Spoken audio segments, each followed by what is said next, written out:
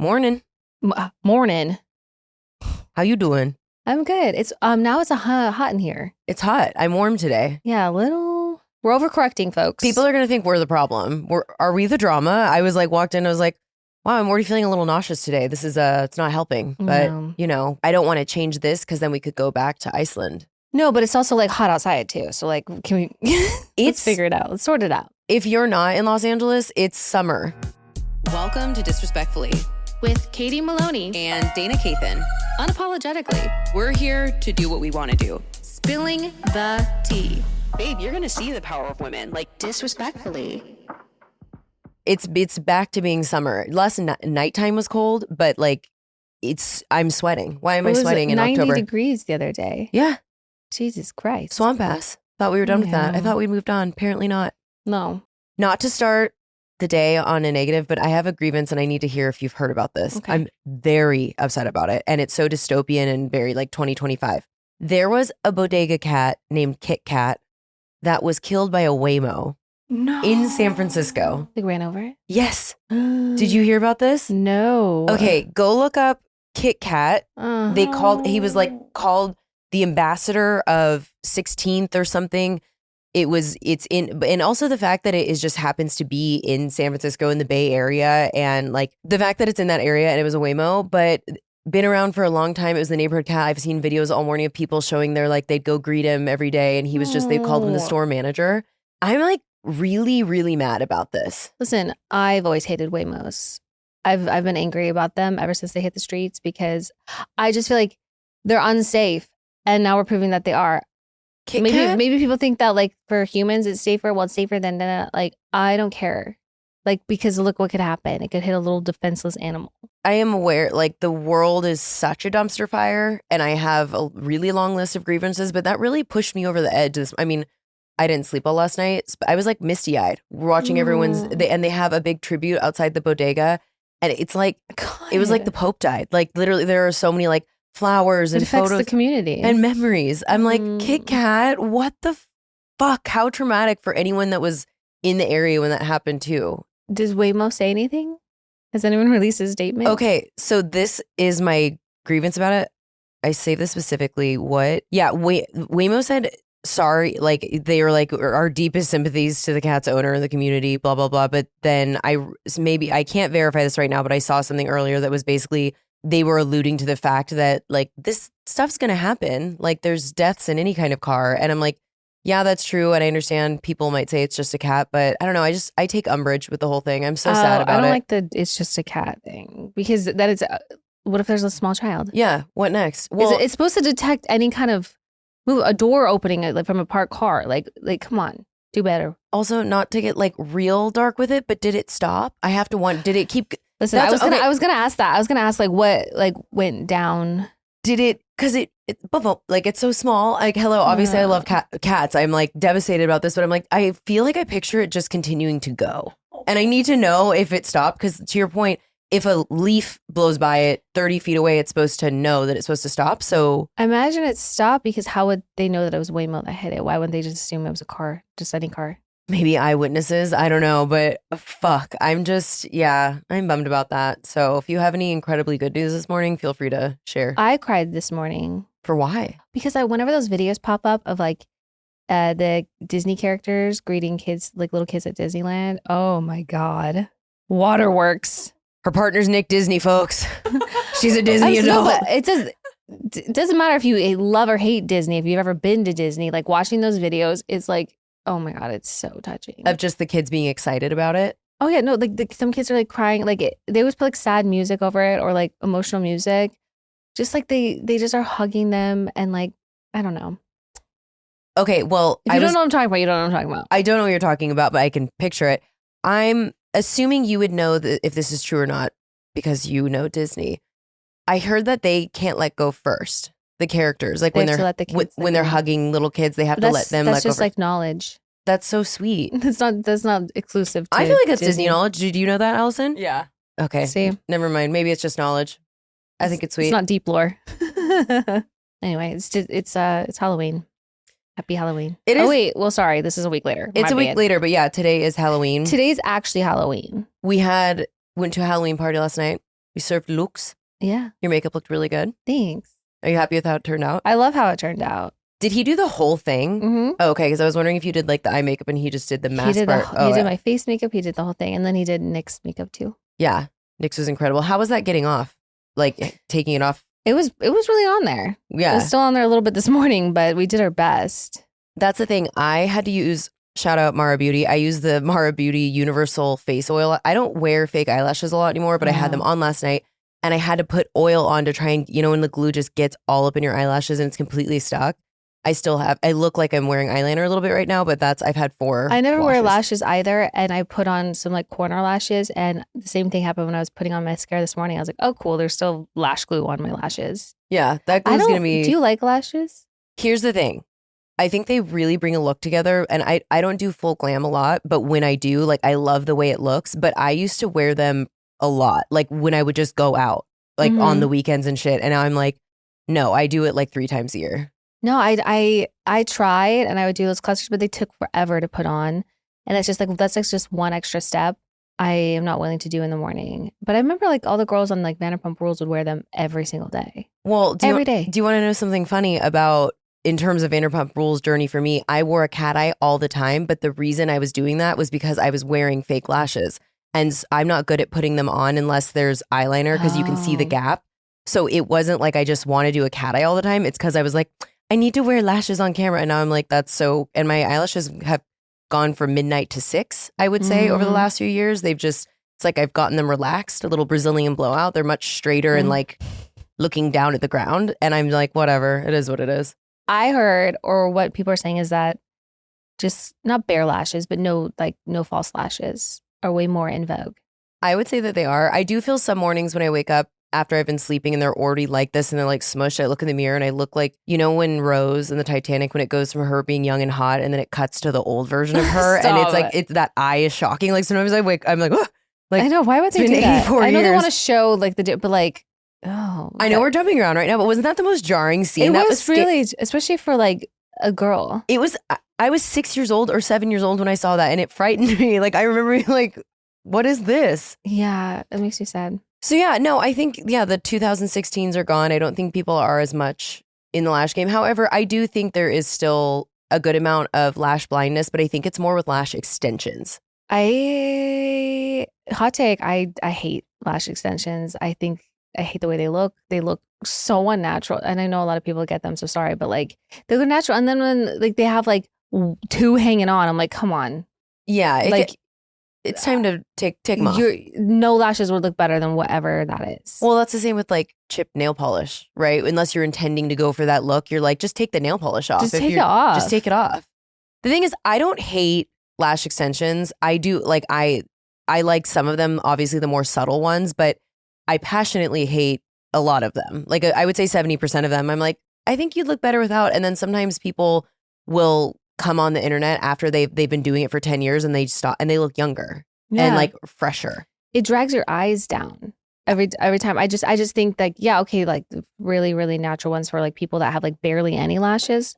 Of course, then it's just going to look natural and nice. But there's problem is people with blonde hair are getting black eyelashes and you just look like you have fake eyelashes on all the time. I don't know. With like, I don't know what it's called. It's like diva density or whatever, the different like type, like hybrid sets, like, and then that. It's like fans blinking. Well, sometimes I feel like people are rage baiting when they show them, but sometimes I think there's actually people, it looks like they can like barely open their eyes. And I'm like, why, what is this? What do you ask for at the salon? The girl, Annie on Love is Blind, she has like insane lash extensions and like her eyes always look heavy. I think she's always like a little drunk too, but like, sounds like but yeah, her eyes look just heavy and like they've like shadowed because she has the thickest eyelashes. Well, and then here's the other thing about it. And I'm just obviously a sensitive eye person. Part of the reason I also don't want to wear fake lashes a lot is the glue. Even if I use the ammonia free or whatever, it just irritates a little bit. So it's kind of like, is it worth it to look a little better, but then to look more stoned? Probably not. But then some of those, I feel like people who get them have reactions. You can tell they're like having a reaction to it. And maybe they just don't want to they're in denial. Face that. Or maybe they can't see it because they're, having that situation. But I feel like such a hater, but I don't know. I mean, I had to share that. I had to get that out. And to each your own. If you love it, then great. Then I love that for you. But yeah, I after last night, and last night I had a bra on because of my costume and lashes and a wig. The peeling back that happened last night, I was like, damn, this is how other The bitches shed. feel every day when the first thing, I ripped my wig off, shirt off, bra, flung it across the room. And I was like, I can breathe again. I've been suffocating. It's like a straitjacket. I don't know how you guys do it all the time. Because without a bra, it's like fucking National Geographic. Like it is. I know I'm trying not to like subject people to that. Like, hey, look at my.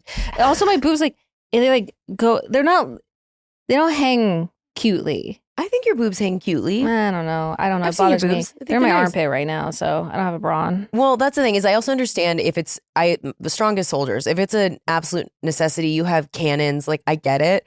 But damn, the shed last night, it's like that saying, why do I keep hitting myself in the head with a hammer? Because it feels so good when I stop.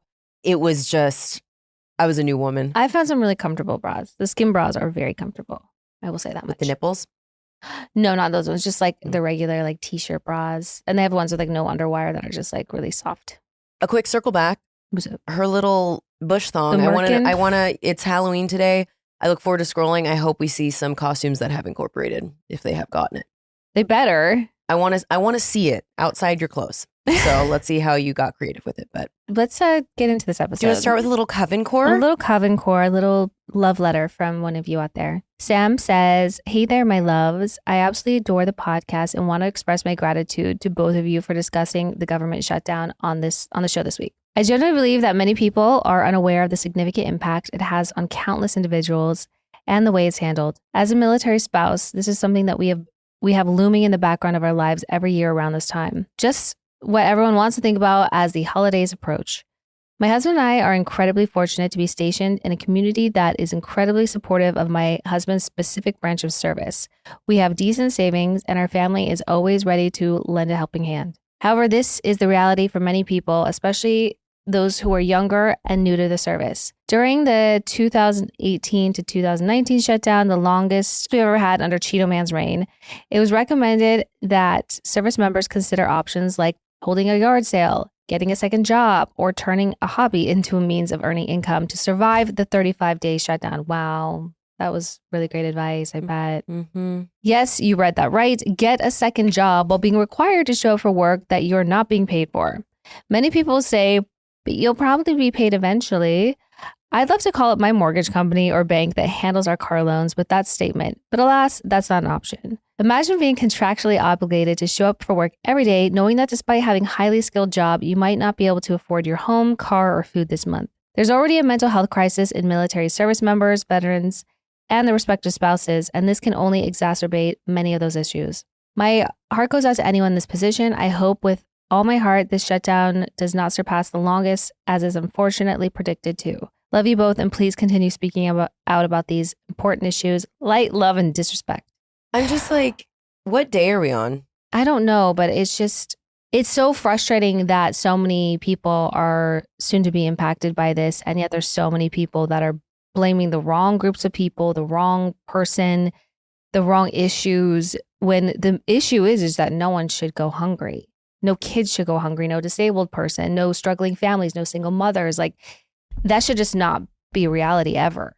But yeah, here we are having to argue about simple human rights. Well, and I mean, it's obviously a bad system. It's been a bad system, but it truly shocks me the amount of people that all of a sudden lose their income. And again, Congress still getting paid. And you just have to get a second job, SNAP benefits end tomorrow.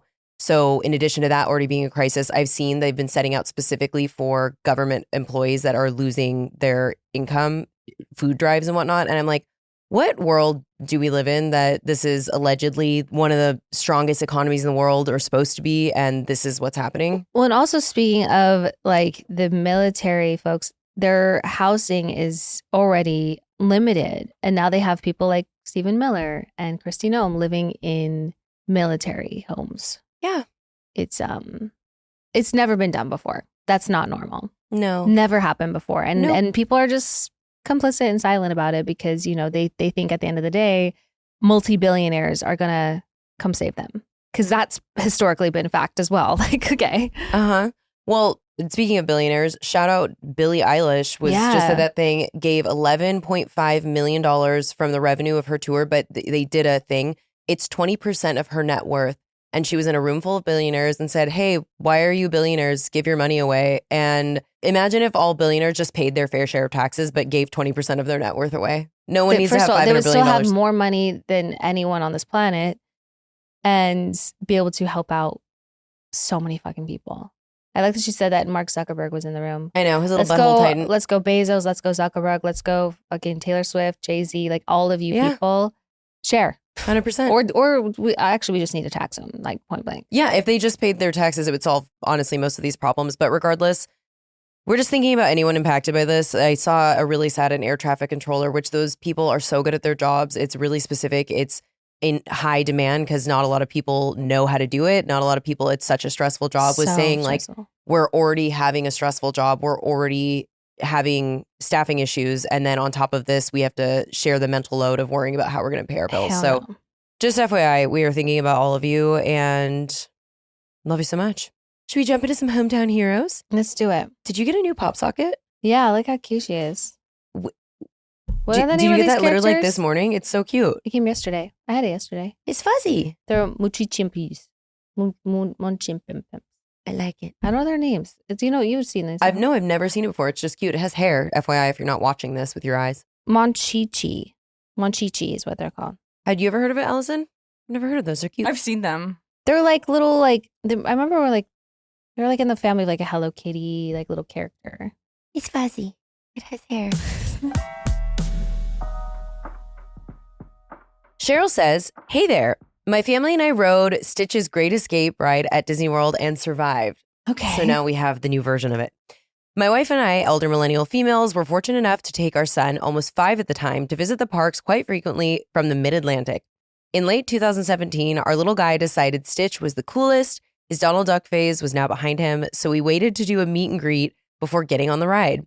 To set the stage, you are teleported to space where Stitch breaks out of the containment like the start of the original movie. It was 4D, loud, dark, and really cool. Well, that was until the other people started screaming bloody murder, causing a chain reaction of kids to have mild panic attacks, ours included, when the ride was paused so the families could be evacuated. The ride continued with more dark scenes, smoke, water sprays, and vibrating seats. Little dude got off the ride looking like he saw a ghost and was not okay for a solid 5 minutes, while my spouse and I did our best not to laugh at what had just happened. Once the moment was over, he thought it was the coolest ride ever, and we were regulated to go on it repeatedly. In short, the ride was great, but parents really should understand their kids' limitations before forcing them to go on a ride they can't handle. From a Disney perspective, our son was more traumatized by Goofy stealing his Donald Duck hat and mocking him while he was in line to see Donald. Our now son, 12, still remembers and holds a grudge against Goofy and has nothing but fond memories of Stitch's Great Escape. We're glad we took the time to write it a bunch because we had no clue that the ride was shutting down long after. And yes, our son is well adjusted, still hates loud sounds, loves spooky rides, roller coasters, traveling, including a cross-country flight to Disneyland with a pit stop at Something About Her. It became a great family memory. Cute. Okay, so I get that in the same way that like the alien, so it's on theme, but it doesn't sound like there was a body that was like, the neck cracked and then you heard the body go to the ground and it felt like blood splatter. So I think that I understand how kids could still get scared just because it's dark, but definitely an improvement, I would say, for a Disney ride for a child. I'll say it again. Bring it back. Absolutely. Bring it back. Absolutely. The holidays are meant for giving, but that doesn't mean you can't get a little something back too. Between road trips to see family, hosting holiday dinners, and countless grocery and gas runs, this season can put a strain on your wallet. The free Upside app helps you earn extra cash back on the things you're already doing, like filling up at the pump, grabbing dinner on the go, or making one more trip to the grocery store. With Upside, you're keeping more in your pocket during the season you spend the most. And yes, it's cash back, over $1 billion given back to users so far. The free Upside app gets you cash back on daily essentials like gas, groceries, and dining. There are over 100,000 gas stations, grocery stores, and restaurants on the Upside app, ensuring that cash back is always just around the corner. And yes, it's real cash back, no confusing rewards, points, or credits, just actual money you can transfer straight to your bank account. Next, claim an offer for whatever you're buying on Upside. Then pay as usual with a credit card or debit card, follow the steps in the app, and get paid. People can earn 3 times more cash back with Upside than any other product. This includes loyalty programs and credit card rewards. $1 million cash back is being earned by users each week. Upside has given back $1 billion to its users. To find out how much you could earn, download the free Upside app and use promo code disrespectfully to get an extra 25 cents back for every gallon on your first tank of gas. That's an extra 25 cents back for every gallon on your first tank of gas using promo code disrespectfully. Do you know what I was thinking about this morning? What? How's your vagina's doing? You know what? I think about your vagina in the morning immediately. That's literally my first thing. I'm like, God, I hope she's having a good day. I hope she's having a 10. Is pretty good. Mine's feeling pretty good right now too. I mean, I feel like there's less pressure as it goes into fall because summer's really the real scary time. It is. Peak scary time. It still can be scary year round, but summer is really where the magic happens. That pH can get out of control. The pH is real temperamental. Well, luckily there's O Positive. O Positive is a women's health company that offers a range of symptom targeting supplements that support women at every stage of life from their first period to well beyond their last.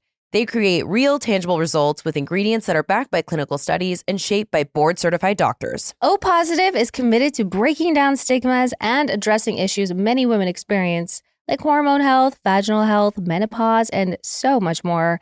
And their Euro is a probiotic blend specifically formulated to support vaginal health by balancing healthy vaginal pH, supporting healthy vaginal smell, and maintaining healthy vaginal flora.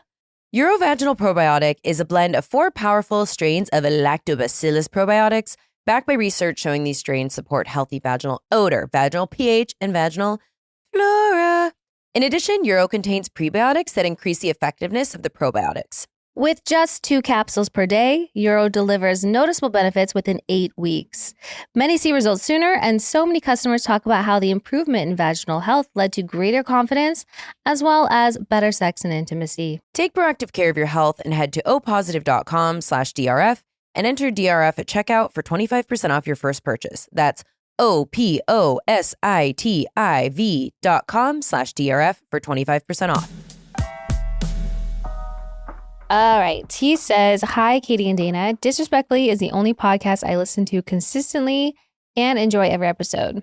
I've never written into a podcast before, but I do have a scary story that I think is perfect to share with Halloween coming up. When I was a little girl, my brothers and I were being babysat well into the evening. My mom worked a shift at a grocery store, and my dad was an alcoholic, so likely out late at a bar after work. We were playing outside with our neighbors in the dark. Seemingly out of nowhere, a short, black, hairy dog approached us. My brother stepped toward it, and its entire eye sockets glowed red. I'm not exaggerating. We all remember this clear as day. It turned around and skipped off into the distance as if disappearing into fog. When my mom arrived home, we told her about it. She was freaked out, but ultimately glad it hadn't bit us, thinking it was a stray and rabid. Over the years, we brought this story up to each other, always being baffled at what we saw and not being able to explain it. Fast forward many years, a distant cousin of mine that I found on social media piloted a live stream called Creepy TP. Yes, we are indigenous. That's a great name. Creepy TP. She asked on her Instagram live if anyone watching had scary stories they'd like to call in and share. I decided to come on and share this encounter. Her response was, you know what that is, right? I don't say the name out loud, but you know what I'm talking about. This is a major figure in the, I don't know how to say this. Métis? Someone at home right now is yelling at us and being like, you're a fucking idiot. But Métis folklore. My grandfather was Cree and Scottish, Métis of the Red River. But because of how Indigenous peoples in Canada were treated, he assimilated as best as he could and never shared stories. This left a lot for me to research on my own. I do not know this piece of folklore my cousin was alluding to. When I got off the Instagram live session, I Googled.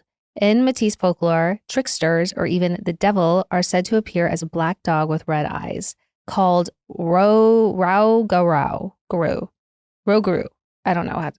I would say Rougarou. Rougarou. Métis lore says this creature appears when trying to lure children off or when the devil feels someone has sinned. We lived in a haunted house growing up, so we always chalked the sighting up to that. My mother believes that our family problems, alcoholism, fighting, and otherwise rough upbringing were somehow tied to the ghostly presence in our home. I, of course, understand that the atrocities committed against Indigenous people account for a lot of that turmoil, but I can't help but wonder if this black dog was a sign or a test of some kind, now that I know what it really was.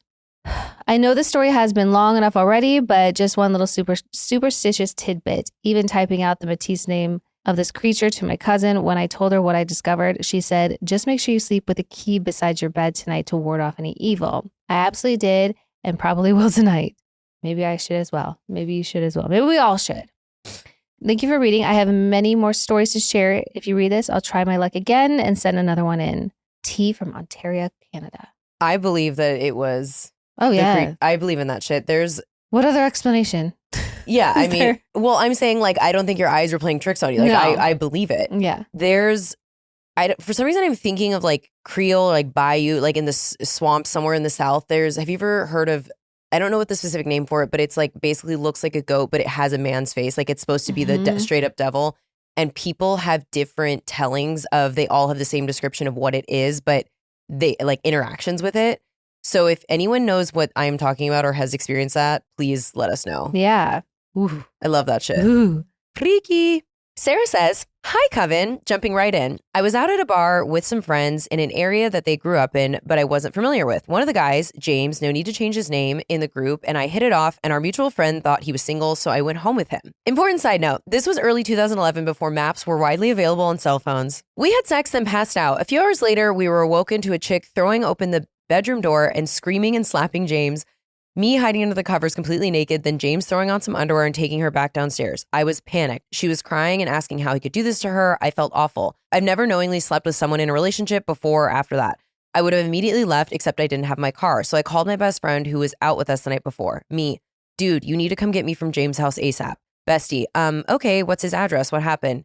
Me, you don't know where he lives? I don't know where the fuck I am. His girlfriend is here. Bestie, oh fuck, I have no idea where he lives. Go find a piece of mail that has his address on it. Me, they're in the fucking kitchen fighting. There's nothing in his bedroom with his address on it. Bestie, okay, I'll call my sister and see if she knows where he lives. I'll be there as soon as I can. Don't get murdered. I got dressed, listened to them argue some more, her telling him how stupid he was because she still had a key to his place. My friend texted that she couldn't find his address, so I went downstairs and interjected to ask him what his address was. Once I got the address and sent it to my friend, I told his girlfriend that I was so deeply sorry. He told me he was single and that we could both do better. I waited outside on the curb for my friend, who finally arrived 30 minutes later and took me to McDonald's so I could bury my shame in an old trusted McGriddle. I still feel bad for that woman. I hope she left him, and fuck that ugly guy disrespectfully. Thank you both for providing some levity in this hellscape of a timeline we're in. Cheers, witches. What's wrong with people? Imagine you're hooking up with someone and then you think they're single, and then their partner comes in and is and then you have to go be like, hey, I don't know where I am. I need to leave. Oh my God, mortifying. Mortifying. I feel like that happens a lot though. Absolutely. So write in if You you, either- have you either- stories like that. Well, yeah, but I mean, I'm thinking about the time that like you'd never find out. Oh, yeah. Men are just, bad. They got that dog in them. They got that dog in them. Oh God. Okay. Nicole says, hey there, Disrespectfully Pod. I was listening to your episode about Katie's screwdriver and its odd return, and it brought up a story that's a little spooky. So my husband has a unique turquoise wedding band. Soon after we got married, he got a job in construction and the ring started to take damage. He did what a lot of men do and got a work ring so he could still wear a band at work. During this time, the original turquoise ring went missing, like fully gone. It was missing for months, so he continued to wear his work ring. We're a bit of a witchy couple, so we put our guides on it. One night, he was in deep meditation trying to bring focus to his missing ring. He would meditate before bed and then hit the sack. After the night of deep meditation, he woke up the next morning and noticed that his hand felt weird. He looked down and saw his turquoise wedding ring was on his finger and the work ring was on the same finger on top of the ring. Both rings were on his finger. We still have no idea where it was and how it mysteriously reappeared and hasn't lost it again.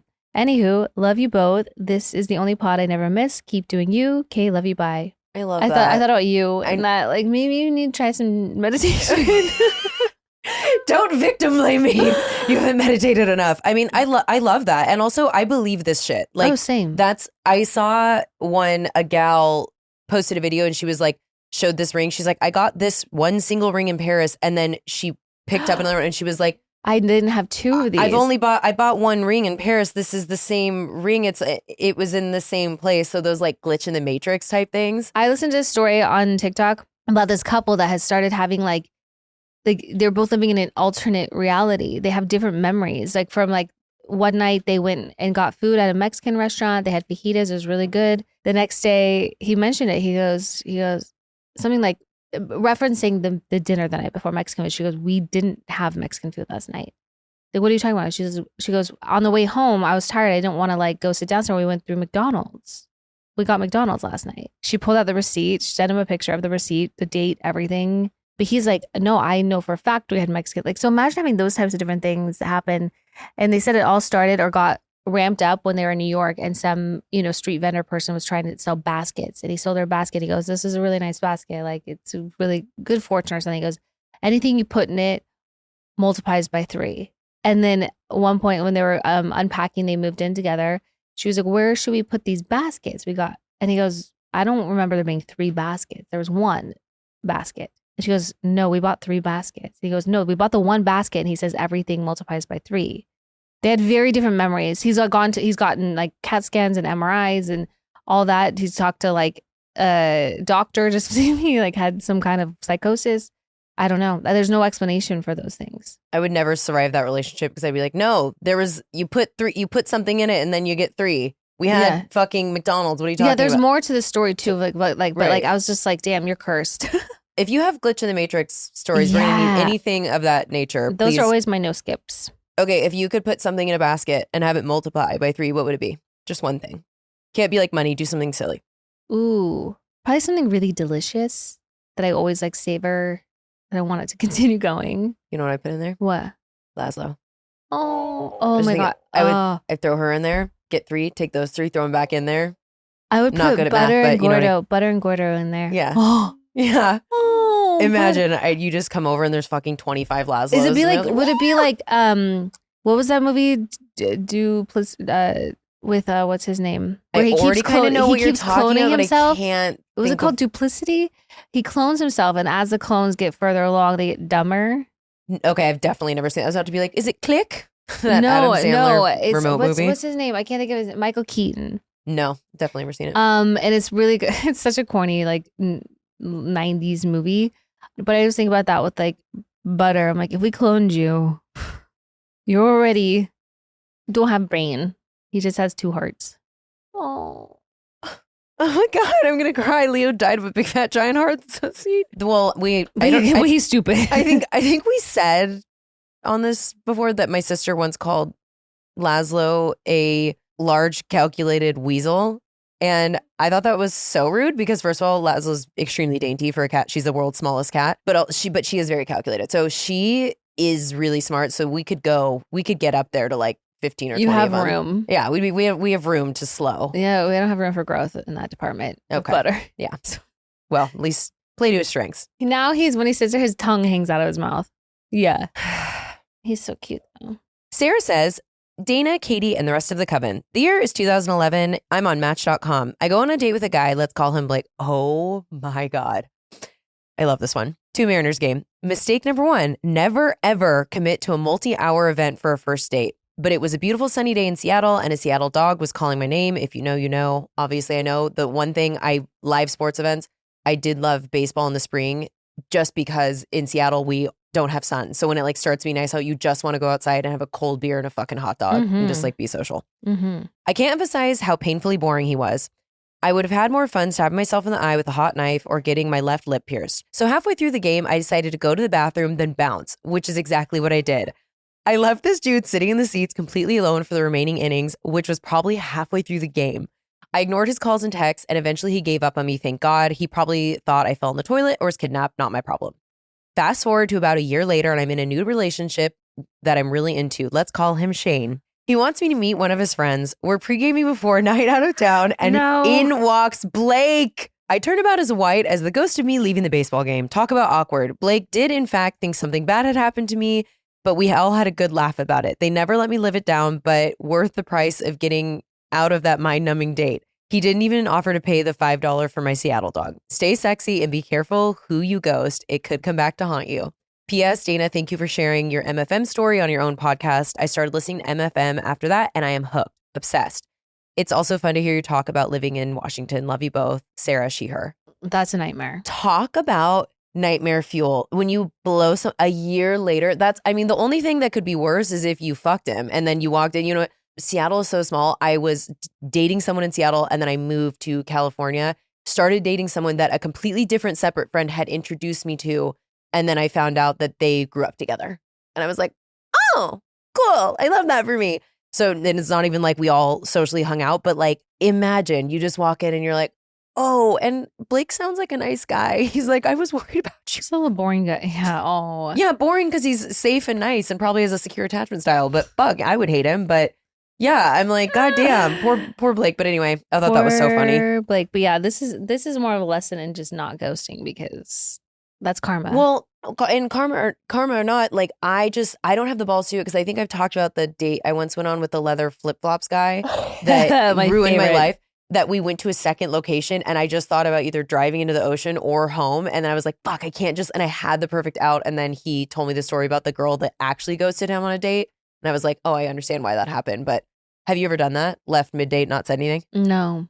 Yeah, I've never been ballsy enough. Let us know if you have stories like that. I've ever been on a date that was that bad though, to be honest. Well, to be fair, you met your husband when you were 24 and then didn't date for 12 years. So you lost a lot of time.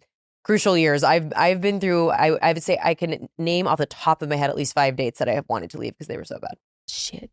I've definitely not been looking forward to dates. I've definitely, I'm sick. I still went and I ended up having a really good time. So. Did you have a really good time in his mouth? That's good. Okay. Anonymous says, hi, Katie and Dana, longtime listener of the pod and recovered rage texter. Very happy for you.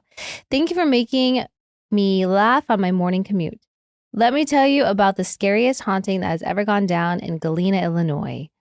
I just remember this. I was on a long weekend trip with my ex-boyfriend's family there, and we decided to visit the famously haunted DeSoto Hotel. We stayed in a DeSoto Hotel in Savannah. Remember? I was about to be like, me and you? I've never been there. Yeah. Was that what that was? Well, you know what? It was really scary because they wouldn't fucking let DoorDash deliver. Or what was the thing? Or they did. No, we got DoorDash we got pizza one night. We got Five Guys one night. Okay, so Taco Bell one night. You're fucking right. Okay, then it wasn't that DoorDash wouldn't deliver. We couldn't get wine to the room. Something made me upset. I remember that. There was something specifically. No, it was because they fucked up our Taco Bell order. And like waters. We were having an issue getting like water. We just wanted waters in the room. Wait, Katie, Mems, this was so fucking long ago. I remember now talking about this. OG listeners will probably remember. And you were like mad because I told them that. I was like, not everyone needs to know that we got Pizza Hut, McDonald's, and Taco Bell. Boom, boom, boom. And then we woke up and had the biggest breakfast. I think that lady that was waiting on us, she goes, okay, like and then guess what we did? The biscuits and gravy. And the pancakes and then whatever I had. And then we went upstairs and got in bed and laid down. So yeah, DeSoto hotels are spooky places. We're fucking disgusting. My God, that lady was so judgmental about the whole thing. Like, you woke up the next day like, I'm like, well, it's because we ate a whole piece and then just laid down. And then you had gravy and pancakes and then laid down again. Yeah, we did. And I put Tabasco all over it too, obviously. Yeah, our insides were raging. It was so, yeah. I thought about that this morning because when I said DeSoto, I was like, DeSoto, that sounds familiar. Oh. Wow, I tucked that away somewhere that I didn't want to revisit, but what a memory. Mems. Okay. Back to your story. It was a famously haunted DeSoto hotel. Not the same hotel, but the same chain hotel. We were on our unofficial ghost tour, wandering the halls, and found ourselves on the 4th floor, which everyone says is the most haunted. Room 441 is a hot spot. Guests claim a lady floats over the beds, slips in and out of the bathroom, pulls the covers off people while they're asleep. So naturally, this is exactly where we want. We even had strangers join us on the way. Okay, I'll say this after. Suddenly, everyone started reacting to this horrible foul smell filling the hallway. We were gagging. Eyes were watering. I announced that I had read somewhere that a nasty smell means spirit is near. I said we needed to get out of there before the ghost of 441 decided to show herself. The whole group immediately sprinted back down the stairs like something was chasing us. Everyone fully believed we had just had a brush with a demon. Little did they know, I'm just a quick-witted girl with a tummy problem and had accidentally crop dusted our entire group. From that day, the family would tell the story of the terrifying smell of the evil at the DeSoto Hotel, and every single time I had to fight for my life. I refuse to go back because I'm terrified that the lady in 441 is going to come after me and blame my toot on her. And come after me for blaming my toot on her. Thank you for reading if you made it this far. My husband giggles at this one all the time, especially because my ex at the time was way more toxic than my demons. Okay, real quick question. Did you have the DeSoto special before? Yeah, did you have the biscuits and gravy? Sorry. Why do ghosts when I think like haunting, it's always like the covers or the opening and closing of a door. Like, is there like a playbook for ghosts? Haunting 101. I don't know, but what I do know is that foul smells when it comes to paranormal activity is specifically supposed to be about demons. So it's like I've never heard of a ghost crop dusting, but demons, like it's like a rancid meat smell. Like people say that. So I don't know. I don't know. Maybe they just want to get their kicks. If I were a ghost, I'd crop dust all the time. I ghost crop dust all the time right now. And then I have to just sit in it like a pig. It is literally the worst feeling on planet Earth when it just has to happen or it's an accident and you can just tell that it's... Do you know you have 30 minutes, but it's like 12 seconds? You're like, everyone is about to be absolutely fucking choking and playing the blame game. Like, well, yeah, that's usually typically safe for planes, that behavior. Yeah, absolutely. I like the video of the guy who's like, can you please stop farting? It smells gross. Anyway, that's, yeah. Like how much in the nitty gritty do we get with these fine folk? Because I'm like, it shocks me the smells that come out of my body sometimes. So I identify with this person. I'm like so sad for you that happened. And sometimes it's just a total accident. Yeah. We have tummy issues. They're demons trying to escape you. Mm-hmm. Or you just ate a shit sandwich for breakfast. Or the biscuits and gravy. Or the biscuits and gravy after a night of Taco Bell. Followed by the fish fillet. That's crazy. Oh my God. Oh God. Anywho, that was a riot. Should we solve some problems? Yeah, because clearly we are the drama. Qualified for that. We are. Let's do a little dub-dub-dee-dee. Okay. Jamie says, hello, my loves. I've been a longtime listener and adored you both on Vanderpump Rules. I truly appreciate the way you approach tough topics with empathy, humor, and clarity. Your episodes have helped me reflect on my own boundaries and values more than once, so I thought I'd reach out for your perspective. I'm currently in a relationship that no longer feels emotionally safe or aligned with who I'm becoming. I've been trying to exit gracefully, ideally in a way that allows my partner to feel like he's making the decision, but I'm struggling to balance dignity, honesty, and minimal drama. We've been together for almost 2 years and regrettably just signed a lease together. I've tried to leave, but each time I get pulled back in by his we can fix it plan. I know it's not ideal to steer someone toward breaking up with me, but at this point, I've realized that might be the cleanest path forward. If you've ever explored this kind of dynamic on your podcast or have thoughts on navigating a breakup with strategic compassion, I'd be incredibly grateful to hear them. Even a nudge toward an episode or resource would mean a lot. Thank you for all you guys do and for making people like me feel less alone in the messiness. Okay, I'm curious your thoughts on this. First of all, I want to say that this comes from a place of no judgment at all. I understand where the urge is coming from because sometimes it can feel like the cleaner break. However, in my experience, that typically leads to things actually getting more complicated than just being direct. And look, I know it's hard and you don't want to hurt their feelings and whatever, but I truly think that the kindest, most compassionate thing you can do is to be really straightforward and just say, this is not working for me. And if they try to rev up that whole, like, we can fix this, say, even if we could, I don't want to. I'm no longer able to be in this relationship. So I'm just letting you know. And, I want you to live your best life. Peace, love be with you, whatever. I think that with ambiguity, like more issues can happen. And I don't know. I was just curious if you had like a creative troubleshooting or... Yes and no. I think, obviously not wanting to be the guilty party and the one that, you want to be the breakup-y, not the breakup-er. Both suck, because by the way. It's not fun. Breaking up is hard to do. There's a whole song about it.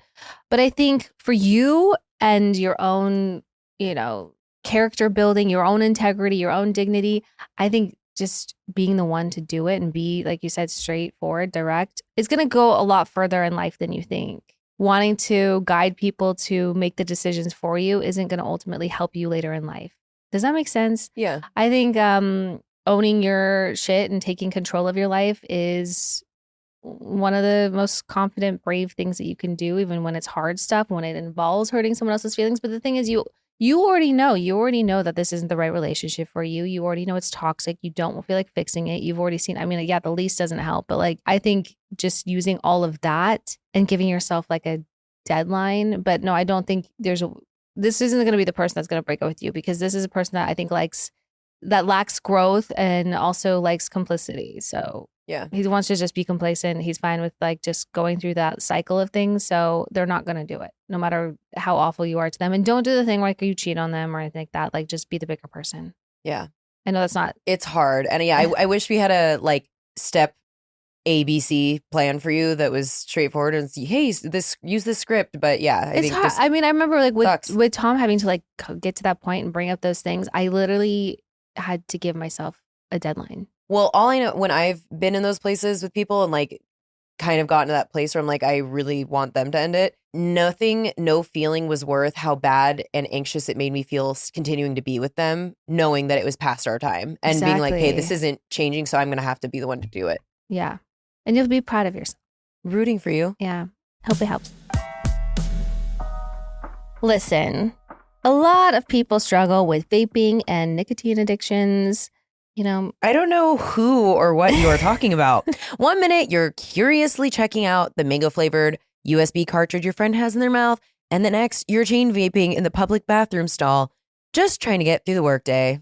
It's never been us, but you know. Well, no, actually, we've all been there. But on a journey to creating a better, healthier lifestyle for yourself, one of the hardest things to do is quitting or even just cutting back on vaping. Quitting nicotine isn't just about the cravings. It's a lifestyle shift.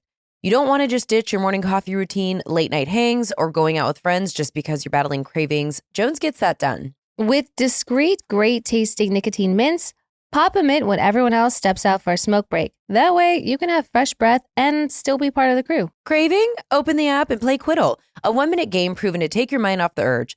Get or give advice from 10,000 plus other quitters in the app. Cravings pass in about 60 seconds. With Jones, you write it out without ghosting your friends. Digital support alone can boost quit rates by 40%. Add nicotine replacement therapy, or NRT, and that jumps up to 50 to 60%. Jones treats quitting like a team sport, not detention. All you have to do is take the Jones quiz. A quick 1 minute quiz helps you find the right mint strength, 2 milligram or 4 milligram, using the same model doctors use. Have a craving?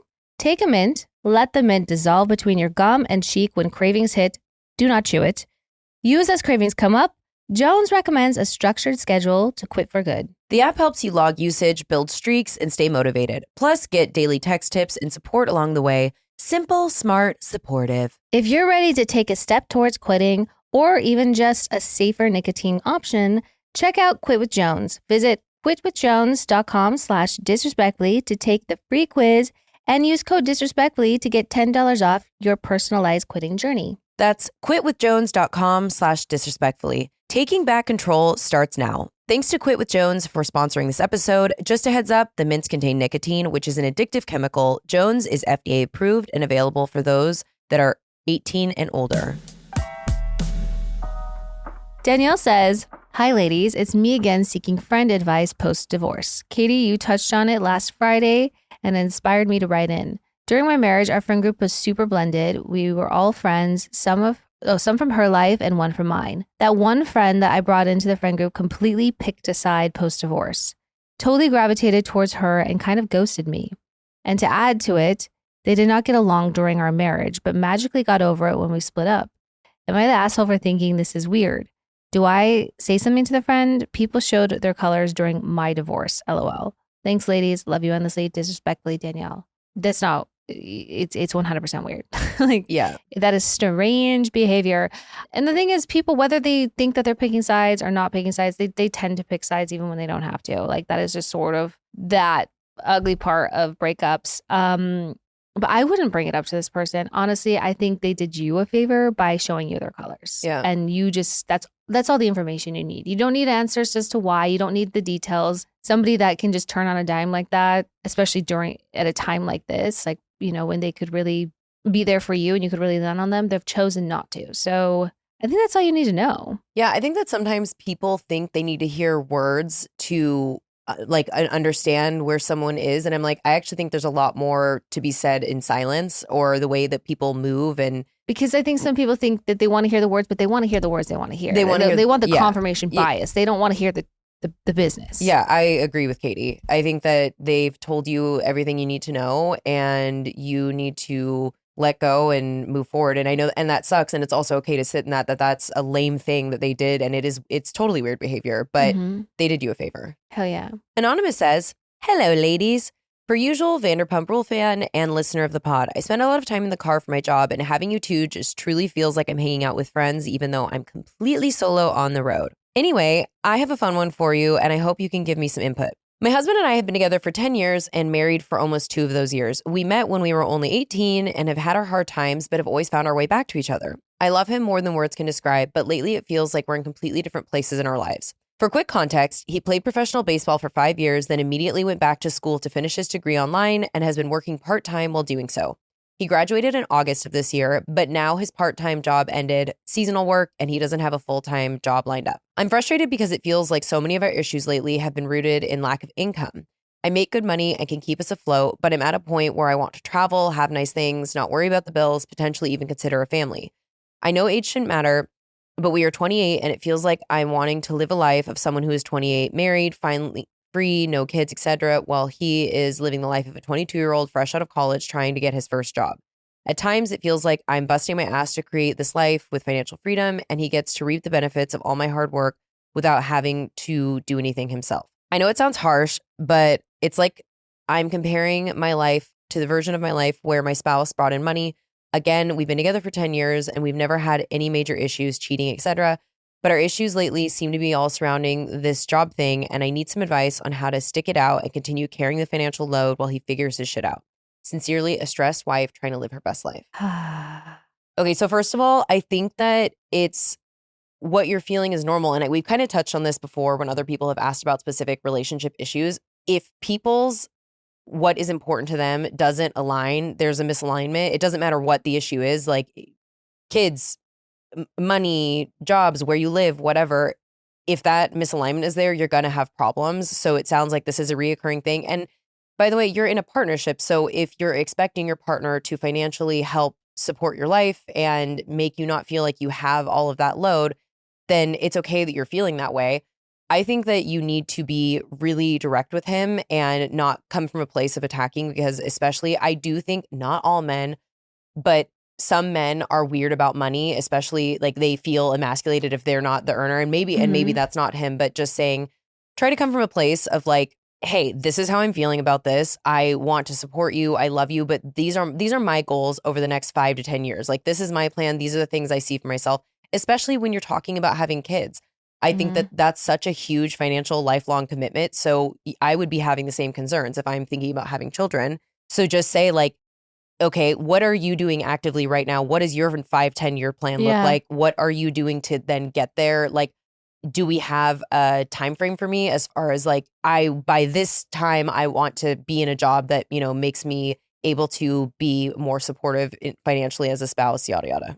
You're not the same person you were when you were 18, and neither is he. You are who you are today, though, and you've now figured out who the person you are today wants. And it's really hard because, like, when you meet somebody that young, it is very rare that it works out. I think you need to acknowledge that, and I think that took me years to like figure out. Like, I'm just not the person I was back then when I met this person, where you didn't think about money. I mean, we liked money, but you didn't think about adult things, lifelong things, jobs, money, kids. That wasn't the most important thing. So yeah, like all the other issues you had that you got over, you're like, great, we've overcome so much. We're like soulmates. But the truth is that you are someone who's like really like are figuring out your life priorities, and he's not. And you know, that's very common for a lot of men to be a little behind on that.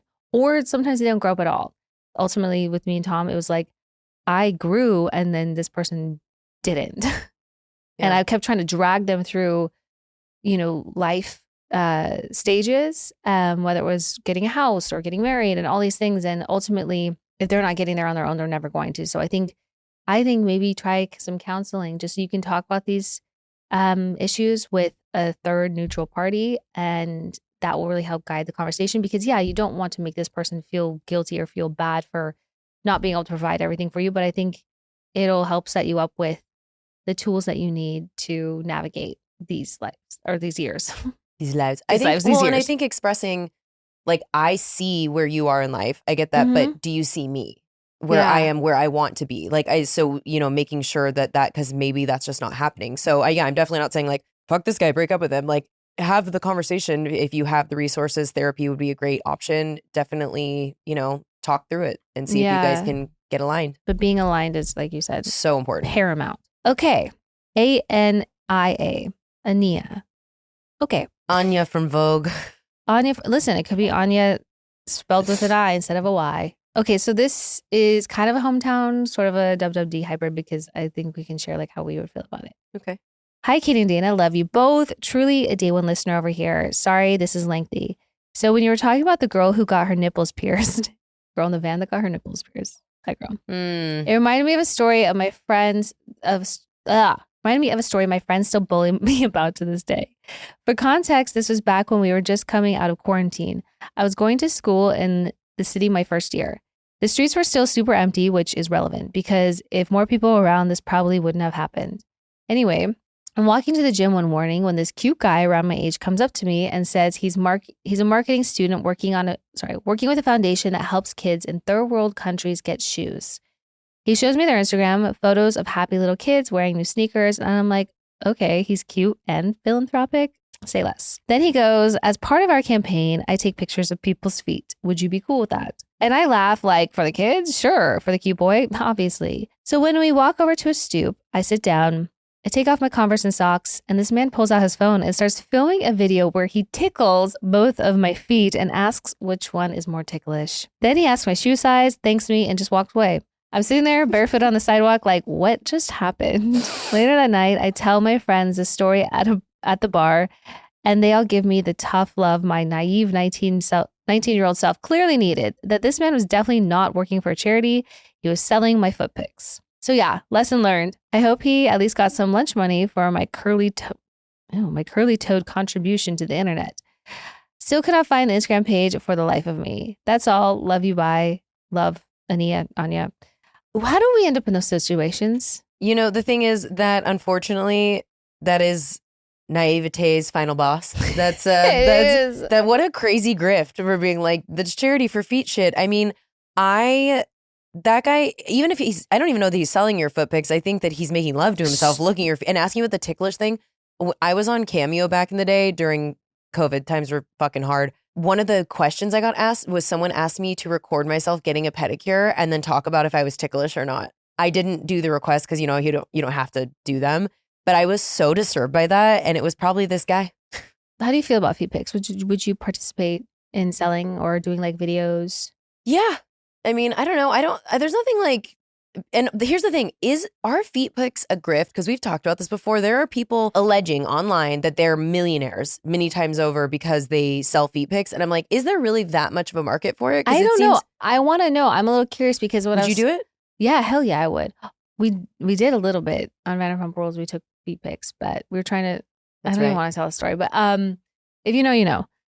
But I was talking about it last week with my friend because she was talking about how her mom has really nice feet. And she's like, you should sell pictures of your feet. Or like when you're going to get a pedicure, take a video. I'm like, oh my God, that's such a good idea. Or she had another thing, like ideas of like easy ways to just get feet content and then sell it. I was like, maybe I want to do that. Yeah, I'm not above it, but I am above a man on the street tickling my feet for fun. I would never find myself in that situation. For sure. Yeah, if it's just me and my feet, that's fine. But once there's another person involved and they're tickling me, that's just crossed into like a weird territory. Also, if like a man tried to talk to me on the street, it just that would not happen. But I'm like, the tickling thing is so upsetting. Post quarantine pandemic, nothing has been normal. So no, I know. Whenever anything's awful, which is every other minute, people are always like, we all died in 2020. This is a simulation. This is absolutely not. It's gotta be.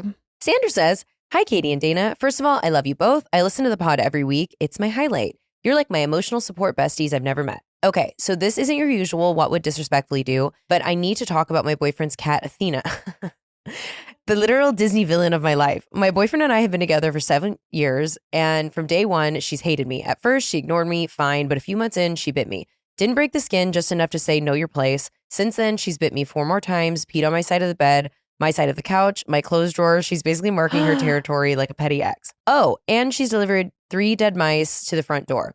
My boyfriend claims it's a thank you gift, but he never uses that door, so clearly targeted harassment. And the gaslighting, unreal. When he's out of town, she sweet greets me by the car, follows me, purrs like a baby angel. The second he's home, back to chaos. For context, I have dogs, 2 of them. They literally worship the ground I walk on. I've never owned a cat, so I don't know if this behavior is normal or if Athena's just possessed. Anyway, I'm outside smoking because I discovered casinos in California sell camel crushes. Photo proof you need it. Listening to your latest episode, and she's sitting next to me acting all innocent. I know she's plotting. So tell me, is it me or am I being emotionally abused by a house cat? Sandy. You're being terrorized. You're a victim. You could have a lawsuit on your hands here. Look, I think, unfortunately, I'm on Athena's side because I'm just on Kat's side. And like, if I had a partner and Laszlo didn't like them, and like was acting out accordingly. So I get it. But here's the thing. I don't want to be on my soapbox, but I do have to say, please, please, please make Athena be an indoor cat, indoor, outdoor. When I read this and I saw the mice, I was like, people would never just let dogs off leash roaming free. And they're vulnerable to so many different situations. And I want Athena to live a long, evil, happy life. She's not going to like this. I know. I'm sorry. Sandy, I hope you still fuck with me after. But also, like, I picture Athena as being Lucifer from Cinderella. And isn't Lucifer and Cinderella just a little bit lovable? No, I draw my line at cat piss. Nothing smells worse. Ugh. Like I would honestly be pissed. That would be a hard line for me. I mean, it sounds like you have a happy relationship. So I don't know that she's going anywhere, but I think you're being personally victimized by Regina George. Like, I think it's personal, and your boyfriend gaslighting you is you're being victimized. Yeah. Athena knows what she's doing. She does, and she's getting away with it. Also, I love those videos though online when it's like a dog or a cat that'll like sneak up on someone's partner and then like will like look over at them when, you know what I mean? It's like they know what they're doing, like Mr. Steal Your Man. But they're cock blocking. They're cock blocking. Anyway, we hope you and Athena live a long and healthy life together. Okay.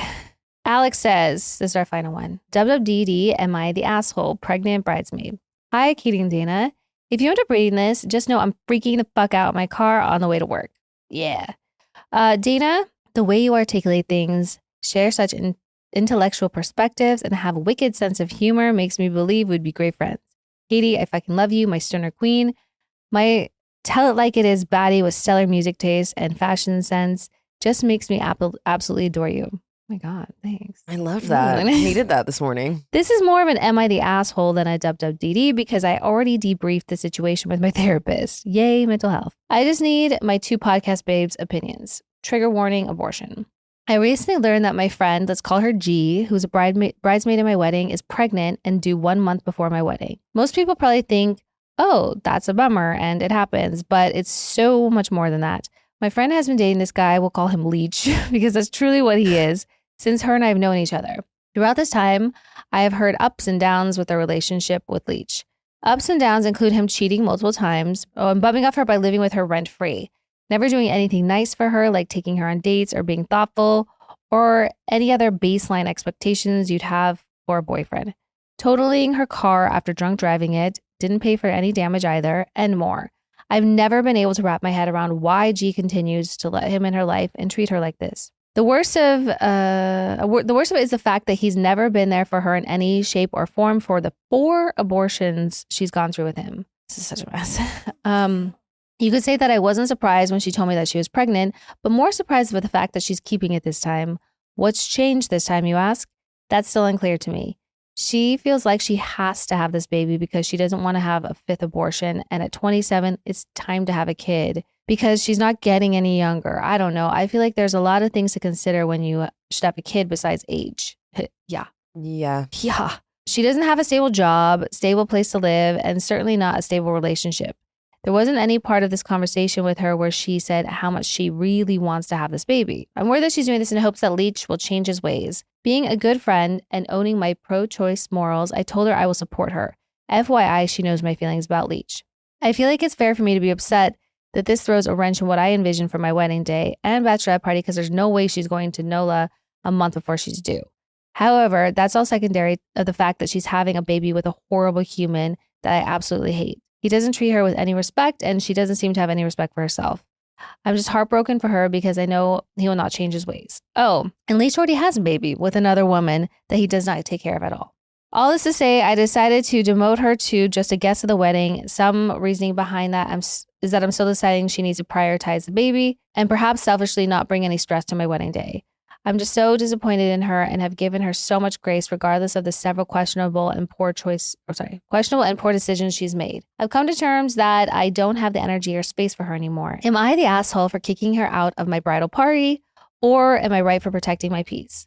Thank you for taking the time to read this. I know it's a lot to unpack. With love, Alex. Okay, yeah, I mean, this is like kind of a two thing because like you're also having like a personal application to this because of your wedding day, which I know is like a big deal for people, and you know they envision things and blah blah blah blah blah. So I think like you're already getting ahead of it, understanding that this could potentially impact your day, and you just don't want to deal with it. So don't feel like an asshole for making that choice because it could be for someone that's just causing drama, or neither here nor there.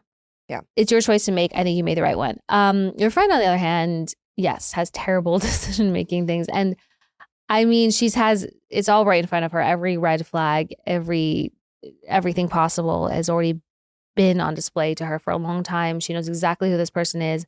And yeah, it can be maddening when you're friends with somebody like that and you really care about them and they continue to make horrible choices. I don't know. I mean, obviously there's nothing you can do but besides to be a supportive friend, but I would put a little bit of space between you and this person because they just don't get it. That might sound mean, I think. No, like I mean, you can lead a horse to water. That's it. Yeah, I think that for your question, am I the asshole? It's your wedding, so it's whatever decision you want to make is what you want to make. So no, I don't think you're the asshole for that. As far as now what happens after the wedding, she's going to have to learn this on her own, and it sounds like he's a terrible guy. And we've said before, and I have personal, intimate knowledge of what that's like to be extremely close with someone who's dating someone that you cannot stand, and for reasons of the way they're being treated and whatever. And at some point, you just have to let people make their own decisions, and then you have to decide if it's something you can participate in. And like, honestly, at this point, I know you're disappointed in her. There's no point in like making her feel bad or whatever. Like, you've already expressed your opinions, it sounds like. And so like, she's made this choice. So now it's just kind of like, is that then something energy you want in your life and a friendship that you're able to keep? Or do you need to put some distance between you and the person? Because the thing is, I'm never going to tell someone like, you can't date this person. But what I will say is, if you date this person, I am not able to be in your life. Yeah. Point blank, period. That's all you can do. I hope that she makes it through this and gets rid of this guy. I mean, I know she's having a baby and there's still going to be, a lifelong commitment to that. But I hope that she gets rid of this guy at some point. Holy shit, 27 is so young too. Young. My God. We got to stop telling women that you're getting too old to have babies or this is what you're supposed to be doing, because that's just not the truth. Thank God this podcast is around, because I'm like, can we spread this to the masses, please? You guys, you're not... Even in your 30s, you're still a baby. Like, please. You're good. You do not have to have a baby just because you're 27. You also don't have to have a baby, period. Yeah. That's also an option. Yeah, because I think all the, like you mentioned, not one of the reasons for her to have a baby was because she wanted to have a baby. Yeah. But I feel like that's really common, unfortunately, with people that are just like, well, get a little old, or, well, I hear these things and it makes me really sad. Anyway. Yeah. I hope this helps, and I hope your wedding goes well, and I hope she's safe and okay. Yeah, I hope you have the best wedding ever. And yeah, I'm sending her energy. Mm-hmm. Well, that's quite the note, but I think this is the episode. That's it. The episode? That's all. All right. Well, till next time. Have a great weekend. Love you. Love you. Bye.